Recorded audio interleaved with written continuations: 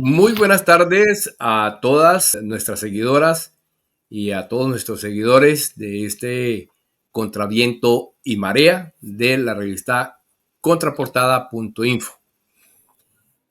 En esta tarde tengo conmigo al doctor Luis Guillermo Pérez. Con él hay varios temas que quisiéramos abordar. Primero que todo, pues felicitar al doctor Luis Guillermo por ese triunfo jurídico que ha tenido al lograr que el caso de él, de suspensión de sus derechos que había impuesto la procuradora Margarita Cabello, se haya revertido y pues se haya levantado y en este momento pues goce nuevamente plenamente de todos sus derechos. El otro punto es pues lo que se está pasando en Colombia en este momento, algún acontecimiento también histórico como es el pronto nacimiento del partido unitario, Pacto Histórico, que ya lo habíamos hablado en algunas entrevistas, pero que ya prácticamente se está poniendo en marcha todos los elementos necesarios para que pues esto sea un hecho total. Hay por lo menos ya 3, 4 partidos que ya se reunieron en sus congresos respectivos internos y que han decidido pues despojarse de sus personalidades jurídicas para poder conformar un solo partido unitario como es el Pacto Histórico. Y por otro lado, pues tenemos la consulta popular. La consulta popular que ya el presidente Gustavo Petro, el gobierno, pues pasó 12 preguntas al Congreso de la República sobre la cuestión de la reforma laboral. Estas 12 preguntas prácticamente son las que van a ser el eje central de esta consulta popular que tanto se ha pregonado últimamente y pues que en esta entrevista queremos que pues se den más detalles acerca de cómo se va a manejar esta herramienta constitucional que está poniendo el presidente de la República a disposición de todos los colombianos. Me encuentro en Bruselas, soy Hugo René Orejuela y pues desde Colombia, Bogotá, tengo al doctor Luis Guillermo Pérez, a quien le doy la bienvenida. Muy buenas tardes, Hugo. Un gran abrazo para ti y todos los seguidores y seguidoras de Contraviento y Marea. Bueno, sí, efectivamente, Hugo, pues muy satisfecho por haber sido finalmente resarcido en mis derechos políticos. 12 años de inhabilidad que me había impuesto Margarita Cabello Blanco, producto de una persecución política, pues pesaba muy duro, era una muerte política. Y justamente después de Semana Santa me siento como un resucitado con mis derechos efectivamente reivindicados. Ahora, esto no es un triunfo personal, Hugo, esto es un triunfo contra el establecimiento, una pequeña victoria contra el establecimiento. Aquí todos se pusieron de acuerdo para impedir que yo pudiera ejercer mis derechos a la defensa, el debido proceso en todo el curso disciplinario, porque presenté varias tutelas, incluso 2 magistrados de la Corte Constitucional pidieron que 2 magistrados, imagínate eso, 2 magistrados piden que se revise mi tutela en la Corte Constitucional. Y el presidente de la Corte Constitucional, que hacía parte de la sala de selección, decidió que no, pese a que él era muy amigo de Margarita, sigue siendo muy amigo de Margarita Cabello Blanco, a quien efectivamente yo recusé por que ella ordenó la persecución disciplinaria en mi contra. Así que obviamente, Hugo, pues cuando uno resucita se siente uno maravillosamente bien, plenamente restablecido en sus energías, dispuesto a seguir continuando estas luchas y esperando, si el presidente de la República quiere, que yo lo siga acompañando hasta el fin de este mandato constitucional en algún cargo de gobierno, lo haré con el mayor gusto. O si no, pues seguiré igual, apoyando este gobierno, porque los ataques contra el gobierno son permanentes, son sistemáticos. Aquí hay una campaña de difamación que no cesa y se evidencia no solamente en las redes sociales, en las bodegas que ellos compran, sino también en los grandes medios de comunicación radiales y televisivos. No pasa un solo día, Hugo. Pues tú estás allá y cuando has venido a Colombia seguramente lo notas, pero no pasa un solo día, un solo momento en que estos medios hegemónicos no estén atacando virulentamente al gobierno nacional. Y ahora recuerdo justamente un mensaje que acabé de enviar en mi cuenta de X al Papa Francisco. El Papa Francisco, hablando de este tipo de prensa, hablando del daño que le genera a la democracia y que le genera a las sociedades en general, dijo que hay varios elementos que se mezclan. Uno es cuando la prensa informa, pero informa con la mitad de la verdad. Por ejemplo, lo que acaba de suceder frente al FMI, que el FMI habría suspendido los créditos al Estado colombiano por culpa de las malas finanzas del gobierno. No, pues la verdad no es esa. Y el ministro de Hacienda salió a explicar, pero quieren generar pánico económico, de estar mostrando a toda hora que todo va mal, que todo se va a destruir.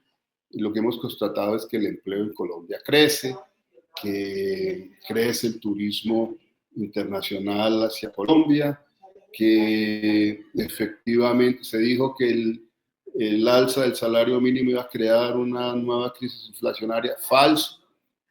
Y ahí estamos. No se aprobó la ley de financiamiento, el Banco de la República no baja las tasas de interés a las tasas de interés real, lo que aliviaría la deuda colombiana. Pero es parte de todo lo que hay que enfrentar, Hugo. Así que yo soy un soy un soldado de esta causa y dispuesto a seguir batallando hasta el último suspiro para ayudar a transformar esta sociedad y este país. Bueno, Luis Guillermo, y una pregunta que de pronto todos nos haríamos con la restitución de todos tus derechos nuevamente después de esa sanción por 12 años que te impuso la procuradora Cabello. ¿Cómo queda el tema de tu puesto de trabajo en el momento en que tú fuiste sancionado? O sea, ¿puedes Bueno, resarcirse de alguna manera? Normalmente debería ser restituido en mi cargo, porque yo nunca renuncié. A mí, incluso la ministra de Trabajo, Gloria Ramírez, me dijo renuncie, y yo no renuncié. Y no renuncié pues porque no quería justamente permitirle a mis verdugos, o en este caso mis verdugas, a que tuviesen la satisfacción de sacarme de la vida pública y sacarme de un cargo de responsabilidad importante que me confió el presidente de la República. Y por ello el presidente tampoco nunca me pidió la renuncia. El último decreto por el cual se nombra a Sandra Viviana Cadena el 17 de diciembre pasado sigue haciendo referencia a el proceso disciplinario en mi contra. Ahora, mi cargo es un cargo de libre nombramiento y remoción. Por lo tanto, el presidente de la República puede optar por decir, yo ya nombré a alguien en propiedad y lo nombra usted en otro cargo de responsabilidad dentro del gobierno. O puede decir, yo nombré a alguien en propiedad porque ya no podía mantener una dirección encargada de la superintendencia de subsidio familiar y ahora lo restablezco a usted plenamente sus derechos para que siga ejerciendo como superintendente de subsidio familiar. Entonces eso está en manos del presidente de la República y le corresponde a él y solo a él decidir. ¿Cómo puede este precedente de revaluación de su expediente y también que se le hayan restituido sus derechos a futuros procesos disciplinarios dentro del sector público? Bueno, lo primero es el impacto general que tiene una medida de esta naturaleza, que el Procurador General de la Nación, Gregorio El Hash, reconozca que aquí se violaron mis derechos constitucionales y legales, que se me violentó el derecho de defensa y el debido proceso, que nunca se debió haber abierto una causa disciplinaria en mi contra, pues tiene obviamente un impacto que va más allá de lo personal y también nos hace reflexionar como nación que ningún órgano de control, ni ningún órgano de la rama judicial debe prestarse para hacer persecuciones de naturaleza política o para afectar al gobierno nacional porque no les gusta al presidente de la República. No, somos un Estado social de derecho. El artículo tercero constitucional dice que todo el ejercicio del poder público descansa sobre la voluntad popular, que el pueblo es soberano, que somos una democracia directa y representativa también, pero esencialmente una democracia participativa. Así que el restablecer los derechos políticos de alguien que, como en mi caso, se violentaron a través de la arbitrariedad, pues también sirve de ejemplo para que se respeten las instituciones, se respete justamente las obligaciones constitucionales de respetar los derechos humanos de todas las personas, independientemente de sus inclinaciones políticas o ideológicas. Todos tienen que ser respetados en la plenitud de sus derechos humanos. En esta semana tuvimos la buena noticia también. Han habido una serie de buenas noticias. No todo es malo en Colombia. Yo pienso de que pues hay de todas estas situaciones que se están dando, de los escenarios políticos, de las coyunturas, pues hay cosas positivas, como es ya prácticamente la posible conformación del partido unitario del pacto histórico.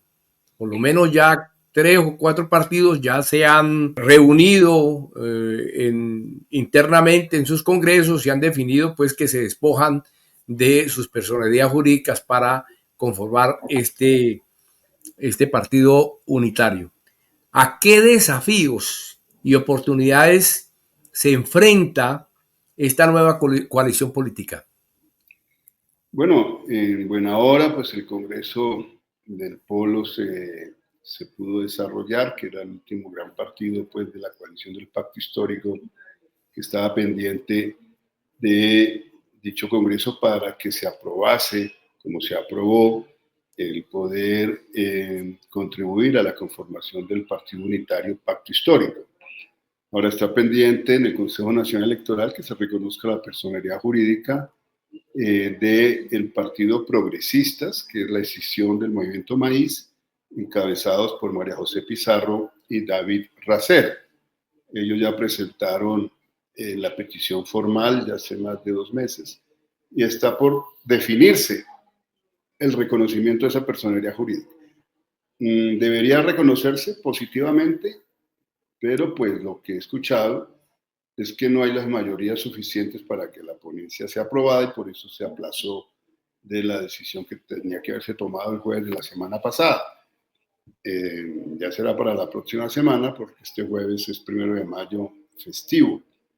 Entre tanto, la coalición del Pacto Histórico tiene que presentar y van a presentar, según lo que han anunciado, el 12 de mayo, la solicitud de que se reconozca el Partido Unitario en el Consejo Nacional Electoral.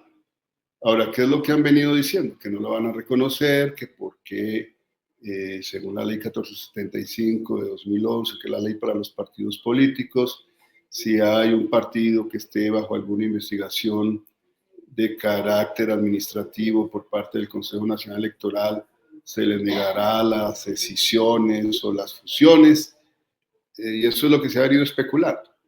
Lo cierto es que eso obstaculizaría el que se reconozca prontamente al partido Pacto Histórico como un partido unitario y el 26 de julio, que es cuando se debería registrar por parte de los partidos interesados si van a hacer consultas intrapartidistas o interpartidistas el próximo 26 de octubre, que es la fecha que colocó el Consejo Nacional Electoral, pues se podría verse afectada la posibilidad de que el partido como partido inscriba sus candidatos para ordenar las listas cerradas que es la recomendación del presidente de la República, que haya listas cerradas a las cámaras, haya una lista cerrada al Senado de la República y que se ordenen democráticamente. La única posibilidad de que se ordenen democráticamente es en las consultas del 26 de octubre del 2025. Ahora bien, si no pasa, hay otra posibilidad que se está barajando en el Congreso de la República, que a mí en lo particular no me gusta, pero ha sido apoyada por casi todas las fuerzas políticas. Es una reforma constitucional para permitir el transfugismo por una sola vez. ¿Qué significa eso? Que los actualmente electos puedan sumarse a otras fuerzas políticas, no necesariamente las de su partido, no habría doble militancia y por lo tanto quedarían facultados para ir a formar otro tipo de coaliciones. Digamos, eso también es una alternativa si el Consejo Nacional Electoral llegase a entorpecer o a dilatar o a votar negativamente la solicitud de estas fuerzas del pacto histórico de constituir el partido unitario. Según he entendido, esta partecita de pronto sí podemos explicarlo un poquito más. En caso de que pues, no se cumpla ese trámite dentro del Consejo Nacional Electoral, que el Consejo Nacional Electoral diga, dilate la cuestión y de pronto se pase el tiempo y no logre obtener la personalidad jurídica de este partido unitario, prácticamente los partidos que han decidido renunciar a sus personalidades jurídicas quedarían en el limbo. No, porque pues conservará su personalidad jurídica mientras tanto no se reconozca su fusión en el nuevo partido político. Digamos, eso no sería un problema. ¿Qué es lo que tendría que considerarse si no se reconoce el partido unitario? El tema de que las circunscripciones departamentales tendrían que ir a mirar en cada caso en concreto si la coalición Pacto Histórico sacó o no sacó más del 15% a las elecciones a la Cámara de Representantes. Si sacó menos del 15%, pueden presentarse en coalición en ese departamento o en esos departamentos para tener sus listas cerradas a la Cámara de Representantes según cada circunscripción territorial. Pero ¿qué pasa en el Senado? En el Senado no es posible. La coalición Pacto Histórico, si no se reconoce como partido unitario, no podría como pacto histórico llevar candidaturas a el Senado de la República porque en la votación sacaron más del 15%. De hecho, fue la fuerza política más votada en las elecciones al Senado de la República.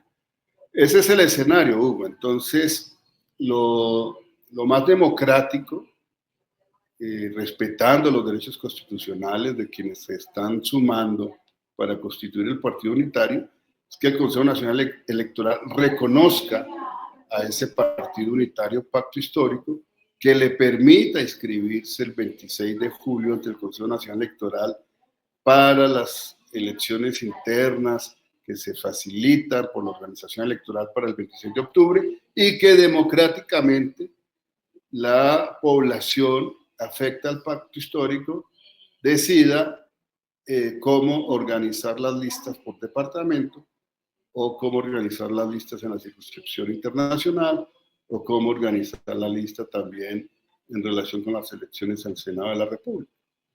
Otro de los puntos que también pues, queremos ventilar en esta entrevista es la cuestión de la consulta popular. Sabemos que en la Comisión Séptima del Senado, pues 8 congresistas archivaron la propuesta de reforma laboral que había metido el gobierno a consideración, sin ni siquiera pues hacer un debate en plenaria, sino que pues la decidieron porque pues la ley se los permite o el sistema interno de las comisiones le permiten hacer este tipo de jugadas. Cosa que pues el gobierno en cabeza del presidente Petro, dijo, no, esto no puede ser.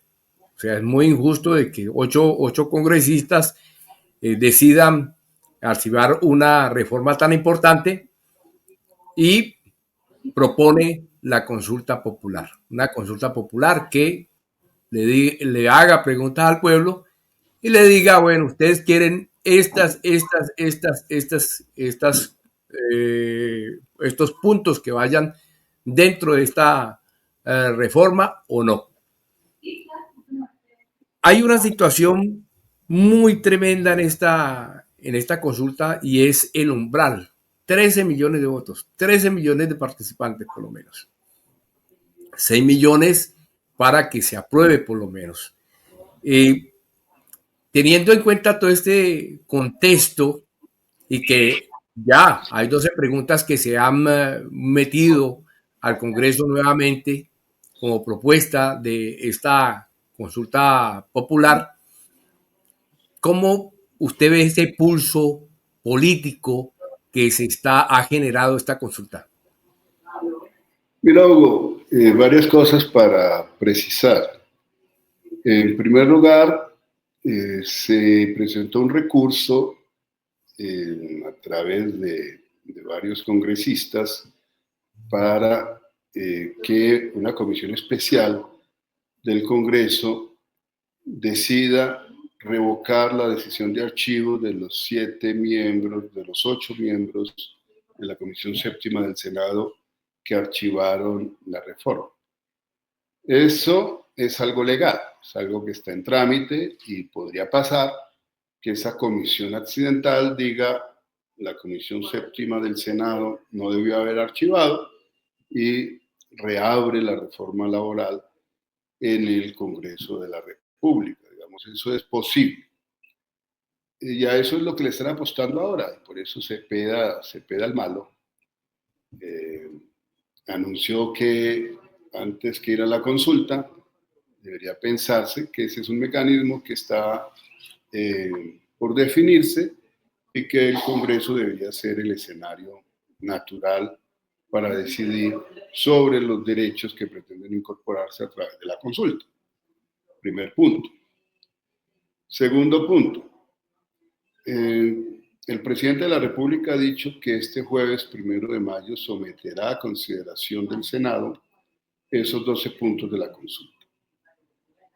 ¿Qué es lo que yo le he dicho al gobierno nacional? ¿Qué es lo que le he recomendado al gobierno nacional? Y en ese sentido le he escrito al presidente de la República.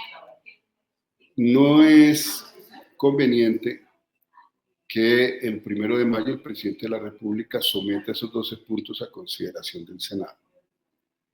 En primer lugar, porque pues estamos frente a quien preside el Congreso en estos momentos, Efraín Cepeda, que es un enemigo acérrimo del gobierno nacional y que efectivamente ha convocado a las mayorías en contra de las reformas del gobierno nacional y como él mismo lo dijo, él ha constituido su banda, y así la llamó él, su banda para impedir las reformas. La banda de Efraín Cepeda congregando mayorías para impedir la reforma. La banda, es una banda, y así lo reconoció él y hay que darle el título, la banda de Efraín Cepeda.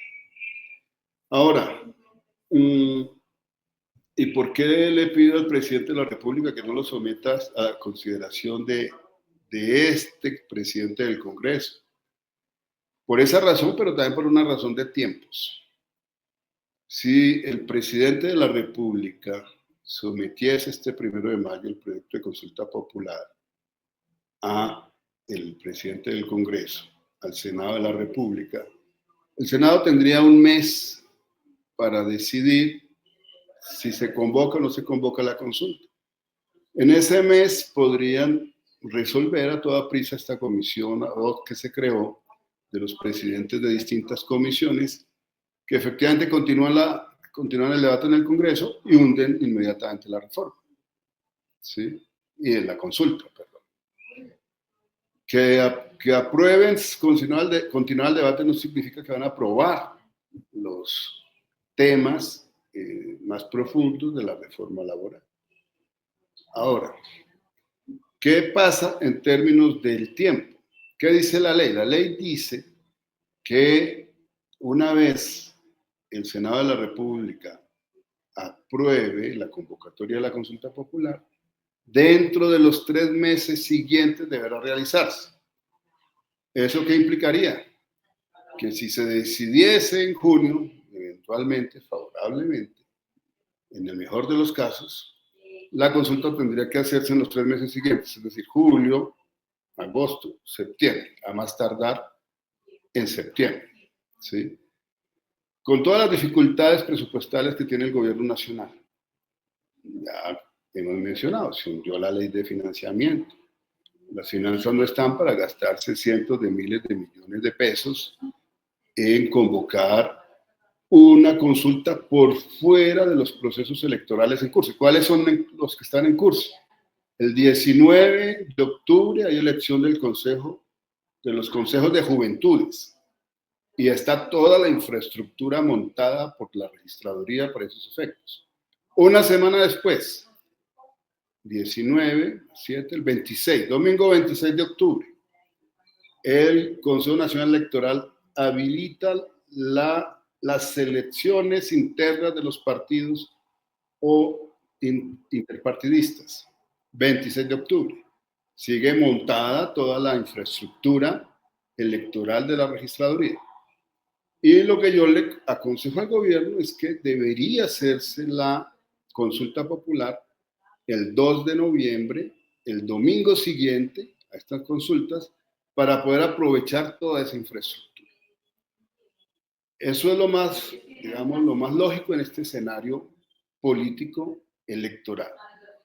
El gobierno se aliviaría de toda esa crítica que se hace dañina, destructiva, del costo de la consulta, porque se habilitaría toda esa, se aprovecharía toda esa infraestructura ya montada. Bueno, pero entonces, ¿cuáles serían los tiempos? Que tendría que el presidente, aunque lo anuncia ahora el 1 de mayo, y estamos convocando una gran movilización, ojalá millones de personas salgan a defender la consulta popular y los puntos contenidos en la consulta. Ojalá, estamos invitando a que así sea, así se produzca, para que efectivamente se reivindique el pueblo como soberano y el pueblo como el mandatario justamente de todas las políticas públicas. Artículo 3 de la Constitución Nacional. Y se alivia un poco la presión sobre esta comisión. O sea, si se somete a... ¿Qué es lo que yo le propongo al gobierno? Sométalo al nuevo presidente del Senado, que será un liberal, a partir del 20 de julio. La pesadilla de Efraín Cepeda termina el 19 de julio. Habrá un presidente liberal del Congreso, posiblemente un gavirista, pero por lo menos no en las condiciones de Cepeda, que pues ya conocemos la animadversión que tiene contra el presidente de la República. Entonces, si se sometiese el 20 de julio y el Congreso el Senado tiene un mes para pronunciarse, estamos hablando de que a finales, a más tardar la tercera semana de agosto, el Senado estaría definiendo la convocatoria a la consulta. Y ya nos quedaría entonces septiembre, octubre y noviembre. O sea que el 2 de noviembre entraría dentro de los 3 meses que señala la ley para que no hubiese ningún problema posterior de vicios de trámite, porque el artículo 104 de la Carta Política sí es muy claro. La consulta popular no puede coincidir con ninguna otra jornada electoral. Ahora, ¿qué dicen algunos? Que las consultas no son elecciones. Sí, son elecciones internas de los partidos. ¿Sí? Y sí son elecciones, en sentido estricto son elecciones. No se eligen autoridades, pero se ordenan listas democráticamente y eso es una elección.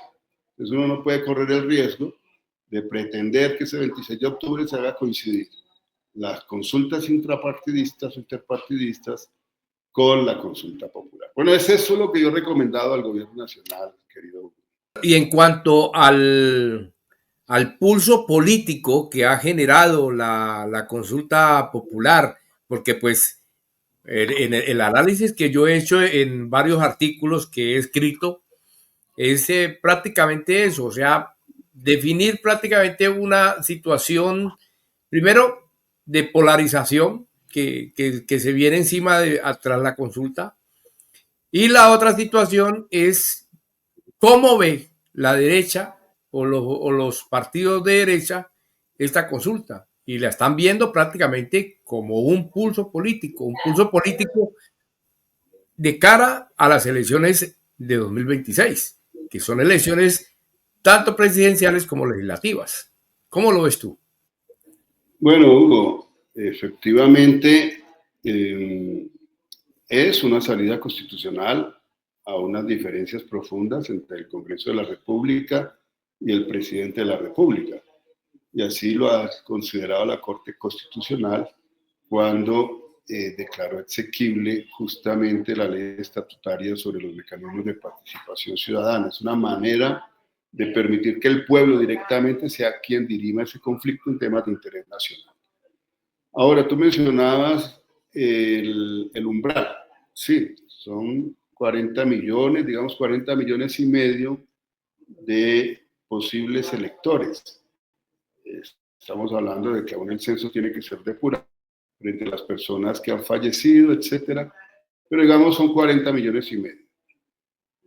La tercera parte de esos 40 millones y medio que participen serían los que le darían la fuerza y la legitimidad a la consulta para alcanzar el umbral, que sería algo así como 13.700.000 personas. Para poder aprobar cada pregunta de la consulta, porque se vota por separado cada pregunta, no se vota todos los 12 puntos, no, se vota punto por punto. Se requeriría la mitad más uno de dichos votos favorables, es decir, que tendría que aprobarse alrededor de casi 7 millones de votos cada pregunta.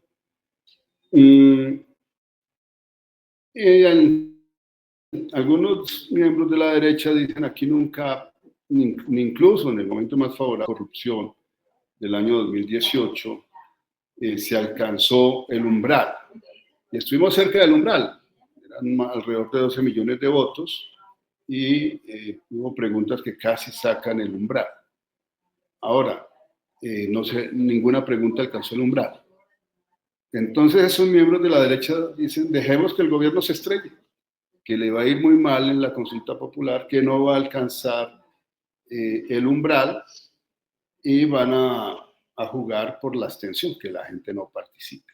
¿Sí? Es un riesgo, por supuesto, pero que también el riesgo que corren ellos, porque también la fuerza de la necesidad de estas reformas está en el corazón del pueblo, en la gente que se va a movilizar este jueves, 1 de mayo, que espero serán millones de personas, y que efectivamente van a asumir el destino político en sus manos y van a hacer sentir lo que es el mandato constitucional de que el pueblo es soberano.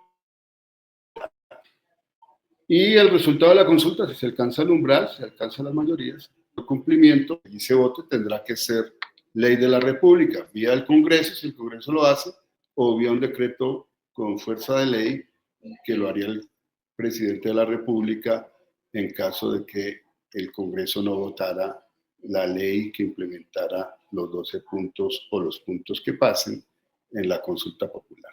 Bueno, esta consulta popular también, pues de cierta manera, le trae nuevamente la confianza del electorado hacia las instituciones y hacia los mecanismos constitucionales. Pero a corto plazo, ¿qué acciones concretas tú como jurista recomendarías para mejorar la confianza mucho más de los ciudadanos en las instituciones públicas y con todo lo que se ha venido dando alrededor de esta consulta popular? Bueno, en primer lugar, todas las juntas de acción comunal deberían ser comités impulsores por el sí de la consulta popular y de las preguntas que se sometan a la voluntad popular. Y deberían haber tantos comités impulsores a la consulta como juntas de acción comunal en Colombia, que son más de 65.000. Pero también todos los grupos de jóvenes, de mujeres, de organizaciones campesinas, culturales, pueden inscribirse como comités impulsores. Si lográramos tener más de 100.000 comités impulsores por el sí, solo ese hecho sería de una fuerza movilizadora impresionante. A ver, ¿y cuándo se podrían inscribir? Y eso hay que tenerlo en cuenta. Se tendrían que inscribir en los 15 días siguientes a el decreto del presidente de la República convocando la consulta luego de que sea aprobada por el Senado. Y si no se inscriben en esos 15 días, después no tendrían ninguna posibilidad de hacerlo. ¿Y por qué es importante? Es importante porque pues de allí se van a definir también los espacios de la radio pública y de la televisión pública para que se haga campaña por el sí. También se pueden inscribir los del no, o también se pueden inscribir los que promuevan la abstención. Esos son las tres posibilidades de participar frente a la consulta. Pues no se le puede dejar a la derecha que vaya a llenar esos espacios institucionales por no inscribirse a tiempo. Digamos, esa es una advertencia que les hago, pues porque estos comités desde ya tienen que irse constituyendo, independientemente de si haya consulta o no haya consulta. Pero esa es la fuerza también de la pedagogía política para que en el año 2026 no perdamos las elecciones. Tenemos que ganar el Congreso. Tenemos que tener la mitad más uno en el Senado y la mitad más uno en la Cámara de Representantes para no seguir viviendo, sufriendo las afugias de un gobierno que ganó las elecciones, pero que no tiene el poder necesario para hacer las reformas que Colombia requiere. Bueno, ¿y cómo sería la participación de los colombianos que nos encontramos en el exterior? Bueno, igual pueden inscribir sus comités desde el exterior ante la Registraduría Nacional del Estado Civil vía los consulados. Igual se tiene que habilitar a todos los consulados para que una semana antes de la jornada electoral se habilite la posibilidad, como siempre se hace en cualquier proceso electoral, para que los colombianos y colombianas en el exterior tengan las posibilidades de votar la consulta popular. Eso es. Bueno, ¿cuál sería el mensaje que tú le enviarías a todas las personas que van a ver este contenido y bueno, y a todos los colombianos acá en el exterior? Bueno, en primer lugar, invitar a que la gente se inscriba en los consulados para que puedan votar cerca a su residencia.